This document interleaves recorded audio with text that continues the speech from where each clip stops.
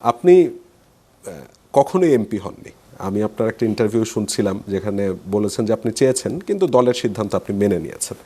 এই বিষয়টা নিয়ে কি কোনো আক্ষেপ আছে আপনার? না, আমার কোনো আক্ষেপ নাই। একেবারেই নেই? না, আমার কোনো আক্ষেপ নাই।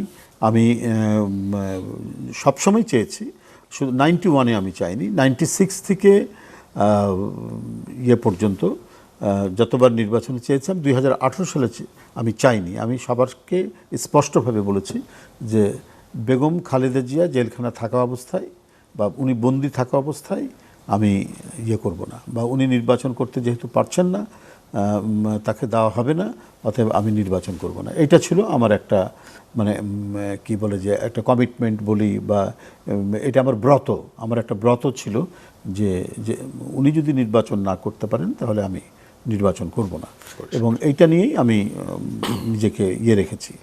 তাছাড়া সবসময়ের জন্যই আমি মনে করেছি। তবে যে কেন পেলাম না, কেন আমাকে দেওয়া হলো না, এই নিয়ে আমি কোথাও মানে মনের অজান্তেও কোথাও ক্ষোভ প্রকাশ করেছি বলে আমার জানা নেই। যে আমাকে আমার উপর যে অর্পিত দায়িত্ব যেটা আছে দলের, যখন যে পর্যায়ে দলে যে দায়িত্ব আমাকে দেওয়া হয়েছে, আমি সেটা দায়িত্বই পালন করে গেছি। যে এটা নিয়ে আমি বড় উচ্চবাচ্য করিনি। করতে পারতাম, আমার যে পলিটিক্যাল ব্যাকগ্রাউন্ড যেটা রয়েছে, সে পলিটিক্যাল ব্যাকগ্রাউন্ড অনুযায়ী আমি এমপির জন্য আরও বেশি বার্গেনিং করা, কেন দেওয়া হলো না, মন খারাপ করা, মানে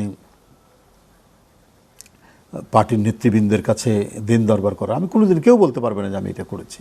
কখনো কাউকে বলেছি, কোনো স্ট্যান্ডিং কমিটির মেম্বারকে বলেছি যে আমি হতে চাই, আপনারা এটা দেখবেন, কাউকে আপনি জিজ্ঞেস করে দেখবেন, কোনোদিন কাউকে আমি বলিনি কেন আমি এটা ইয়ে করতে যাব।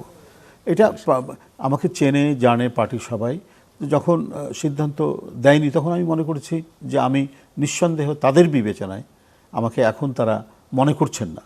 আমি সেই 96 থেকে যদি আমি ধরে নেই, তো আমি সেইভাবেই করেছি, এবং কোনোদিনই এই নিয়ে কোনো মানে মনস্তাপ বা মন খারাপ এটা আমি প্রদর্শন আমি করিনি।